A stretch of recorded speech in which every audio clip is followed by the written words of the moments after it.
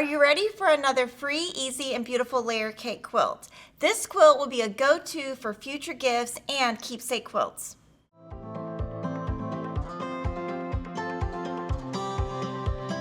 Welcome to another episode of our Shortcut Quilt video. This one uses my very favorite pre-cut, which is the layer cake.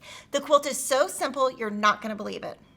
The first thing you're going to do is download our free layer cake lily pattern at fatquartershop.com, and then you're going to come back, watch the video, and we're going to be making the large lap size. For that, you need 2 different print layer cakes, 4 1/8 yards of background. The large lap finishes at 74 inches square, and that's why there's so much background for this size. There are also free size options for small, lap, and twin, so you can make another size if you want. For this fabric, I'm using the Enchantment collection by Sweetfire for Moda. It's a really beautiful line with lots of colors. The pattern is great to show off artful prints, which this collection matches. And the background is a cream dot from the collection. It's not a Bella, and this dot is going to really accent your prints nicely. So your first step is to cut your fabrics. This fabric is going to be used in one big piece for the flower. This is going to turn into 2 half square triangles. So this is going to be your fabric A and your fabric B. But when you set those aside for your quilt, you have a lot left over. So you can either cut this down into like a rectangle and put it in your stash, or you could cut 2.5 inch strips and save it for a future binding, or you could even throw scrappy binding on this quilt. So the very first step in the pattern is to make half square triangles. So you're going to take a fabric B square and a fabric C square, and it's really important that these go right sides together. Now, sometimes it's easy for your background to get the wrong side, so just make sure right sides together. And then from there, I'm going to put a pin on 2 opposite corners. If you line up the center line here with the points and draw a line here on either side, this magic tool gives you a 1/4 inch away from the center, which is what you need. You're going to stitch directly on these lines, and you're just going to use your regular stitch length. And this is what it looks like when it's sewn. Now on this one, we used red thread just so you could see what it technically looks like. In the quilt, I actually used color 2000. From here, I'm going to cut on the very center from point to point. From each of your 64 layer cake squares, you're going to get 2 half square triangles, so you'll have a total of 128. Once you press to one side, it's going to look like this. We're going to trim this down to 3 inches. So your first step is, I'm using a 3.5 inch square ruler. You can use anything larger than this. The first thing I want to do is lay this diagonal line on my seam and make sure I still have room to trim to 3 inches. So I'll cut 2 sides, rotate. So from here you want to make sure you have the diagonal line lined up and then your 3 inch lines lined up.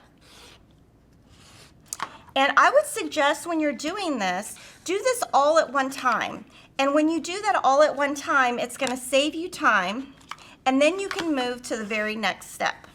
So from each layer cake square, like I said, you get 2 half square triangles. So we're going to build our block. The first thing we're going to do is set one aside. We're going to place one here. We're going to take a fabric D rectangle and put that right there. From there, you'll put these right sides together, pin, sew with a 1/4 inch seam. And it's really important to pin, and it's also important to make sure you have your half square triangle the correct direction. And once you do that, this is going to be your petal unit. That's the very top of your unit. And then it makes it easy to go to the next step.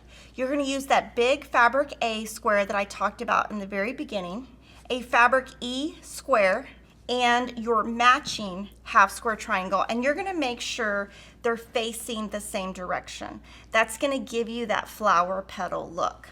You're going to sew these 2 together with a 1/4 inch seam and press, and then add your fabric A with a 1/4 inch seam and press. From here, you want to put these together, sew with a 1/4 inch seam, and this is how your unit's going to look. Now, each of your blocks is going to use 4 of these. So really easy, make at least 4 of these, come back, and I'll show you how to form the block. So from here, I made 4 units, and I tried to do 4 different colors and 4 different prints so that you have a different scale.